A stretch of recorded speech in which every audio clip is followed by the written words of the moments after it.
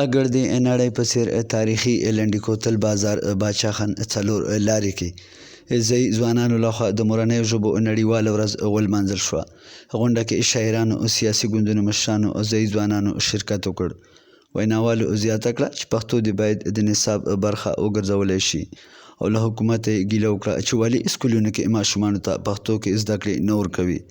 غونډې منتظم کوونکی آفتاب شینواري رسنیو سره په خبرو کې وویل پښتو ژبه باید ورکېدو ته ورنه کړو او ژبې پرمختګ لپاره به هره سخته تېروو.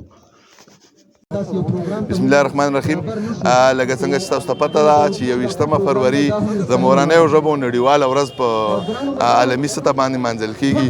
نو دغسې نن موږ هم تابع کړې په خیبر ضلع لنډي کوتل تحصیل کې په باچا خان چوک کې تاسو وینئ چې راغلي دي شاعران هم راغلي، نور ادیبان او د سکول استادان لیکچران هم راغلي، صحافیان هم راغلي. هغه هم دا خواهش لري چې څنګه موږ پښتو ژبه بیخي ورکه شوې ده او په هغه کې که د افغانستان په لیول باندې وګورئ هلته پارسۍ اثر نه لاندې ده او که په پاکستان کې وګورئ نو دلته د اردو او د انګریزۍ د اثر نه لاندې ده. نو موږ چونکې د خپلې ژبې راوچتولو دپاره دا ورځ نن انشاءالله موږ دلته نمانځو.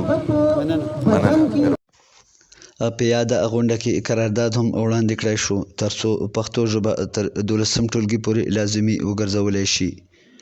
د ملګرو ملتونو لخوا د فروری د میاشتې 21 نیټه دا ورځ ځکه لمانځل کیږي چې 1952 کال کې همدغه ورځ ډاکا پوهنتون بنګال زده کوونکو احتجاج وکړ او اردو ژبې ترڅنګ بنګال ژبه قامي او دفتري ژبه ګرځول غوښتل چې له امله 4 زده کوونکي ووژل شو.